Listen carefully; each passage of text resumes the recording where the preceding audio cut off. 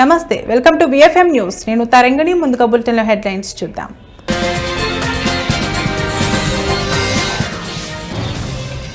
తెలంగాణ రైతులకు good news. రైతులకు రైతు భరోసా నిధుల జమ.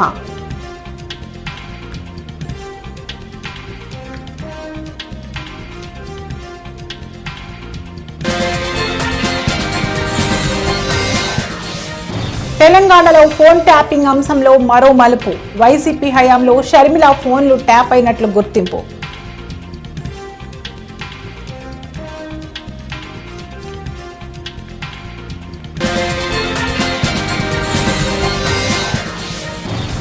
జూలై 17న రైల్ రోకోకు పిలుపునిచ్చిన కవిత. బీసీ బిల్లు కోసం కేంద్రంపై ఒత్తిడి తేవాలని ఎమ్మెల్సీ కవిత పిలుపు.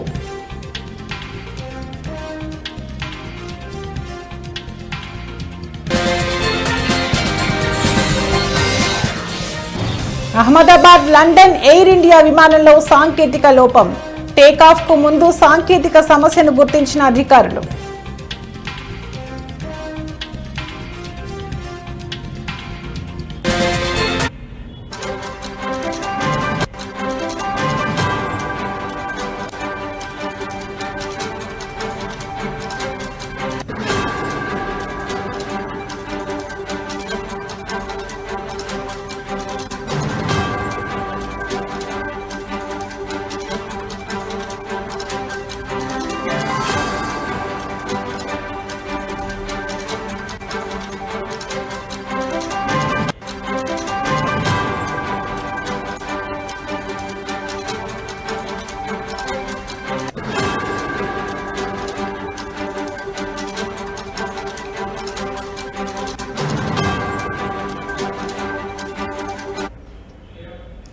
బ్రేకింగ్ న్యూస్ చూస్తున్నాం. వానాకాలం సీజన్ ప్రారంభమైన నేపథ్యంలో రాష్ట్రంలోని అన్నదాతలకు పెట్టుబడి సాయం కింద రైతు భరోసా నిధులను సోమవారం సీఎం రేవంత్ రెడ్డి విడుదల చేసిన విషయం తెలిసిందే. తొలి రోజు 2 ఎకరాల వరకు ఉన్న రైతులందరి బ్యాంకు ఖాతాల్లోకి ఎకరానికి 6,000 రూపాయల చొప్పున నిధులను జమ చేశారు. 41.25 లక్షల మంది అన్నదాతలకు సంబంధించి 39.16 లక్షల ఎకరాలకు 2,349.83 కోట్లు జమయ్యాయి. ఇక రెండో రోజు 3 ఎకరాల్లోపు భూమి ఉన్న 10.45 లక్షల మంది రైతులకు గాను 1,551.89 కోట్లు విడుదల చేసినట్లుగా వ్యవసాయ శాఖ మంత్రి తుమ్మల నాగేశ్వరరావు ప్రకటించారు.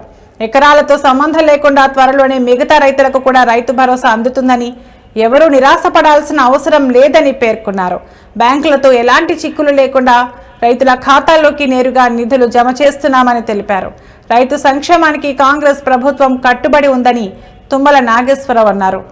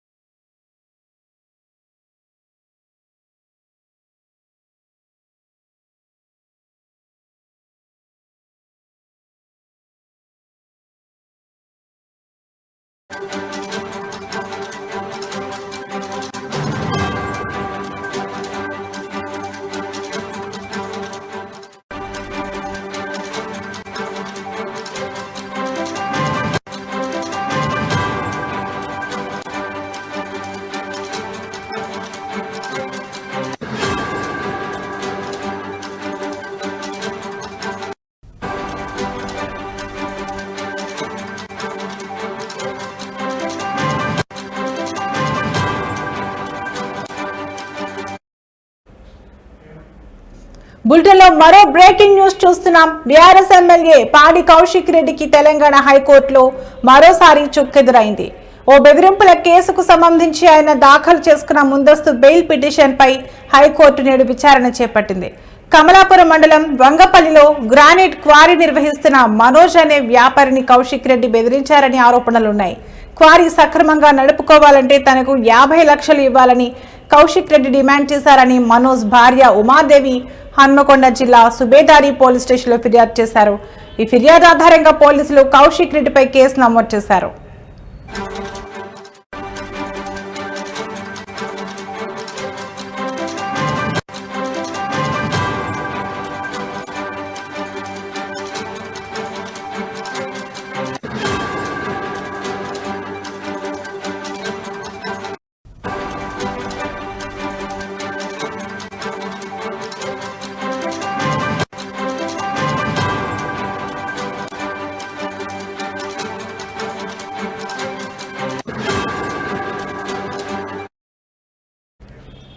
ఈ కేసులో అరెస్ట్ అయ్యే అవకాశం ఉందన్న భావనతో పాడి కౌశిక్ రెడ్డి ముందస్తు బెయిల్ కోరుతూ తెలంగాణ హైకోర్టును ఆశ్రయించారు. ఈ పిటిషన్పై విచారణ చేపట్టిన ధర్మాసనం పోలీసులు అరెస్ట్ చేయకుండా ఆదేశాలు ఇవ్వాలన్న కౌశిక్ రెడ్డి అభ్యర్థనను తోసిపుచ్చింది. కౌశిక్ రెడ్డి విజ్ఞప్తిని కోర్టు పరిగణలోకి తీసుకోలేదు. ఈ కేసుకు సంబంధించిన తదుపరి విచారణను ఈ నెల 23వ తేదీకి వాయిదా వేస్తున్నట్లు ఉన్నత న్యాయస్థానం ప్రకటించింది.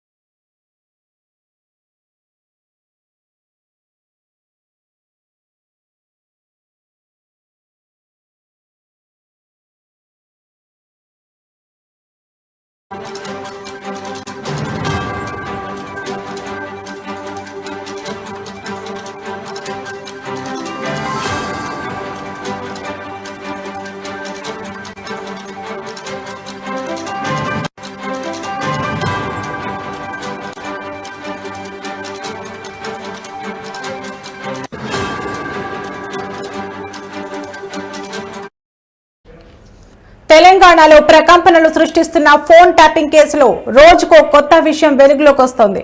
పలువురు ప్రజాప్రతినిధులు, రాజకీయ ప్రముఖులు ఫోన్లు ట్యాపింగ్ కు గురైనట్లు ప్రత్యేక దర్యాప్తు బృందం ఇప్పటికే గుర్తించిన విషయం తెలిసిందే. తాజాగా ఈ జాబితాలో ఆంధ్రప్రదేశ్ కాంగ్రెస్ కమిటీ అధ్యక్షురాలు వైఎస్ షర్మిల పేరు కూడా చేరినట్లు తెలుస్తోంది.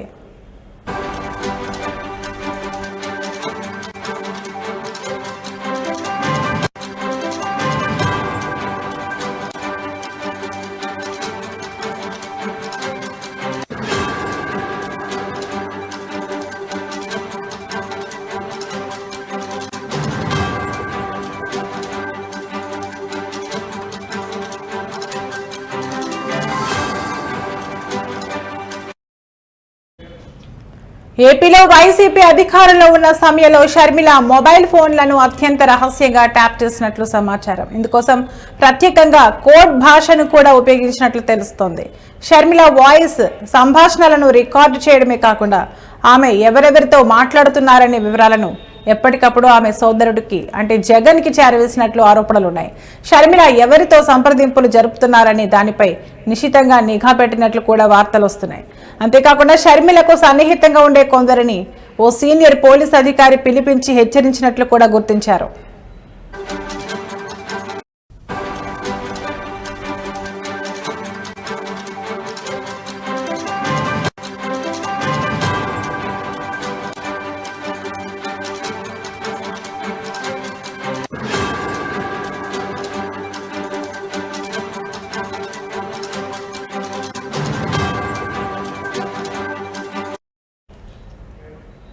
తన ఫోన్లు ట్యాప్ అవుతున్నాయన్న విషయాన్ని షర్మిల అప్పట్లోనే పసిగట్టినట్లు సమాచారం. ఈ వ్యవహారంపై ఆమె వద్ద కీలక ఆధారాలు కూడా ఉన్నట్లు తెలుస్తోంది. ఈ అంశానికి సంబంధించి పూర్తి వివరాలు వెల్లడి కావాల్సి ఉంది.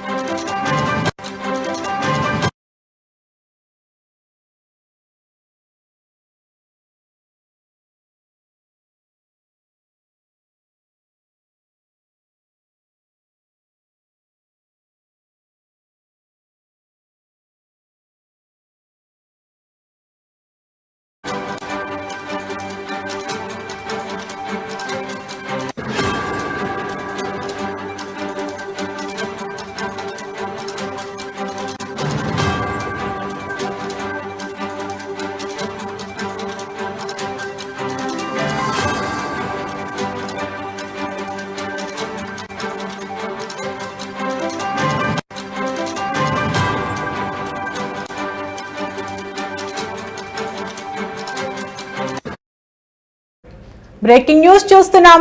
బీసీలకు 42% రిజర్వేషన్లు సాధించుకునే వరకు తమ పోరాటం ఆగదని తెలంగాణ జాగృతి అధ్యక్షురాలు బీఆర్ఎస్ ఎమ్మెల్సీ కల్వకుంట్ల కవిత స్పష్టం చేశారు. బీసీలందరూ ఈ విషయంలో చైతన్యవంతులు కావాలని ఆమె పిలుపునిచ్చారు. బీసీలందరూ ఏకతాటిపైకి వచ్చి పోరాడితే పదవులు వాటంతటవే బీసీ బిడ్డల కాళ్ల దగ్గరకు వస్తాయని పేర్కొన్నారు.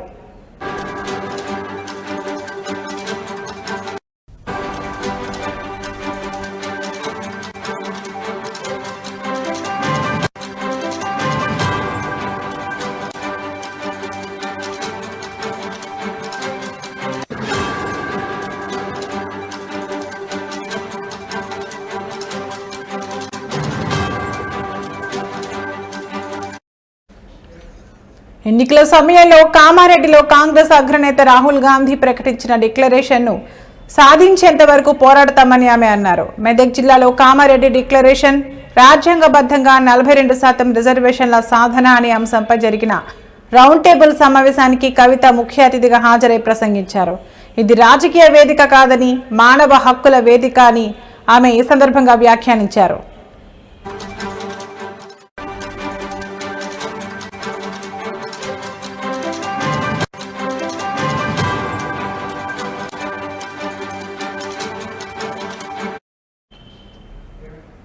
విద్యా, ఉద్యోగ, రాజకీయ రంగాల్లో బీసీలకు వేర్వేరుగా రిజర్వేషన్ బిల్లులను రాష్ట్ర ప్రభుత్వం ప్రవేశపెట్టాలని కవిత డిమాండ్ చేశారు. కాంగ్రెస్ నాయకులు బిల్లును ఢిల్లీకి పంపామని, ఇక తమకేమీ సంబంధం లేదన్నట్లుగా మాట్లాడుతున్నారని ఆమె విమర్శించారు. BJP MP Raghunandan Rao ఒక్కరోజైనా BC bill గురించి ప్రధానమంత్రి నరేంద్ర మోదీతో మాట్లాడారా అని ఆమె ప్రశ్నించారు. బీసీ బిల్లు ఆమోదం పొందితే బీసీలకు ఉద్యోగాలు, రాజకీయ అవకాశాలు, తగినన్ని నిధులు వస్తాయని కవిత అభిప్రాయపడ్డారు. కాంగ్రెస్ ప్రభుత్వం చేపట్టిన కులగణనలో చిత్తశుద్ధి కొరవడిందని ఆమె ఆరోపించారు.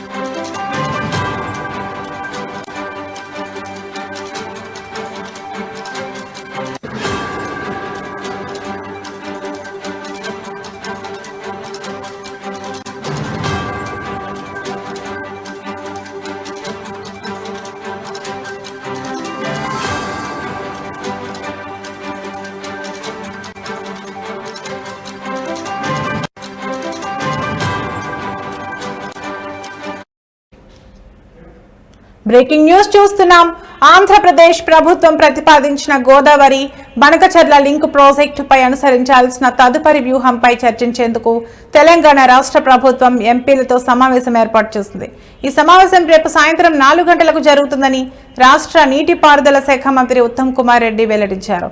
ముఖ్యమంత్రి రేవంత్ రెడ్డి ఈ సమావేశానికి ముఖ్య అతిథిగా హాజరవుతారని ఆయన తెలిపారు.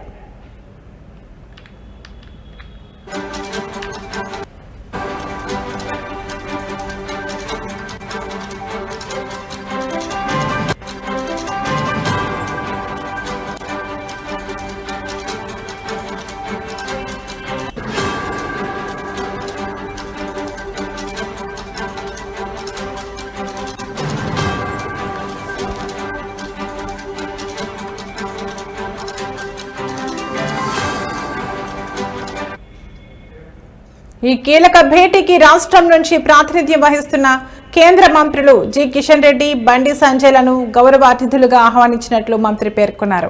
రాష్ట్రంలోని అన్ని ప్రధాన పార్టీలకు చెందిన లోక్సభ, రాజ్యసభ సభ్యులకు ఆహ్వానాలు పంపామని, కాంగ్రెస్, బీజేపీ, బీఆర్ఎస్, మజ్లిస్ పార్టీల ఎంపీలకు వ్యక్తిగతంగా ఫోన్లు చేసి సమావేశానికి రావాల్సిందిగా కోరినట్లు ఆయన వివరించారు.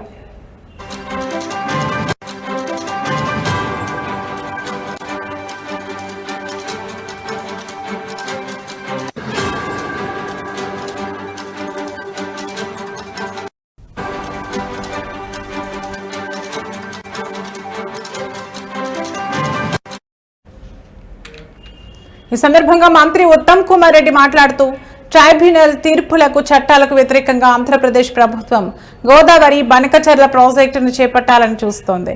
ఈ విషయంపై మేము ఇప్పటికీ కేంద్ర ప్రభుత్వానికి మా అభ్యంతరాలను తెలియజేశాం. ముఖ్యమంత్రి రేవంత్ రెడ్డి నేను కూడా కేంద్రానికి లేఖలు రాశాం. కేంద్ర జలశక్తి శాఖ మంత్రి సిఆర్ పాటిల్ను కూడా కలిసి ఈ ప్రాజెక్టు వల్ల తెలంగాణ ప్రజల నీటి హక్కులకు తీవ్ర నష్టం వాటిల్లుతుందని వివరించామని తెలిపారు.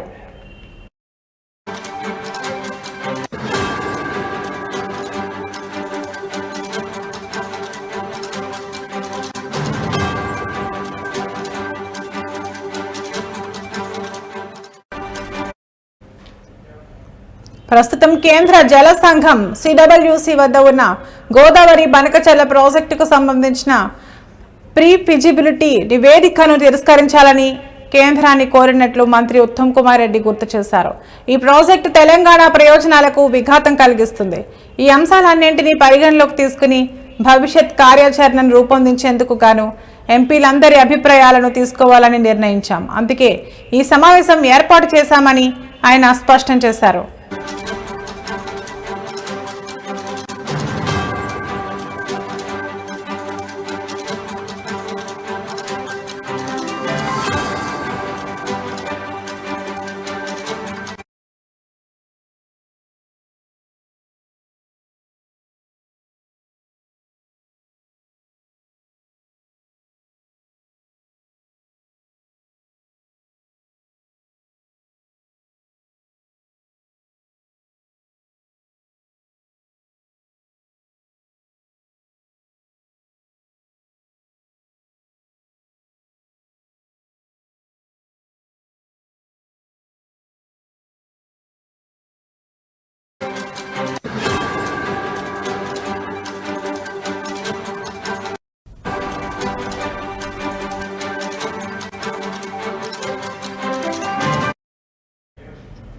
బులెటిన్లో మరో బ్రేకింగ్ న్యూస్ చూస్తున్నాం.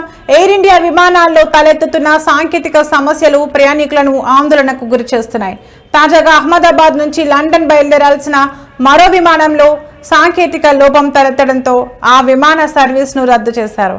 గత వారం ఇదే మార్గంలో జరిగిన ఘోర విమాన ప్రమాద ఘటన మరొక ముందే మళ్లీ అదే మార్గంలో వెళ్లే విమానానికి సాంకేతిక సమస్య తలెత్తడం గమనార్హం.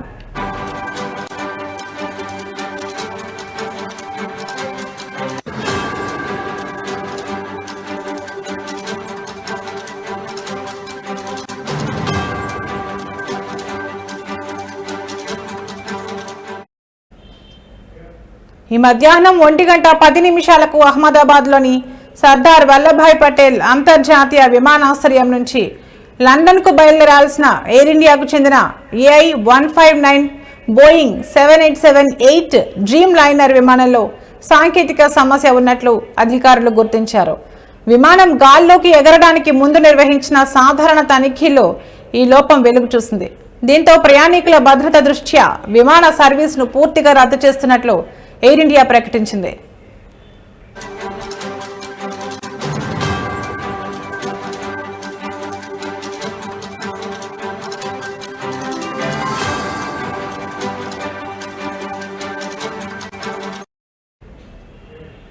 ఈ నెల జూన్ 12న అహ్మదాబాద్ నుంచి లండన్కు బయలుదేరిన ఎయిర్ ఇండియా విమానం టేకాఫ్ అయిన కొద్ది క్షణాల్లోనే కుప్పకూలి దగ్ధమైన విషయం తెలిసిందే. ఆ ఘోర దుర్ఘటనలో ఒక్కరు మినహా విమానంలో ప్రయాణిస్తున్న వారంతా మృతి చెందారు. ఈ విమానం డాక్టర్స్ హాస్టల్పై కూలడంతో మరికొంతమంది ఇతరులు మృతి చెందారు.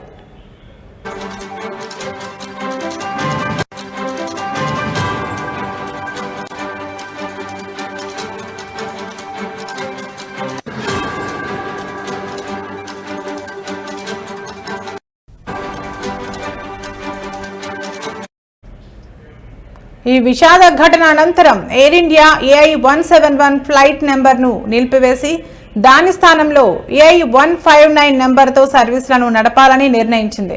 కాగా ఆ ప్రమాదం తర్వాత లండన్కు షెడ్యూల్ చేయబడిన తొలి విమానం ఇదే కావడం, ఇప్పుడు అదే సిరీస్ విమానంలో సాంకేతిక సమస్య తలెత్తడం ప్రయాణికుల్లో తీవ్ర ఆందోళన కలిగిస్తోంది.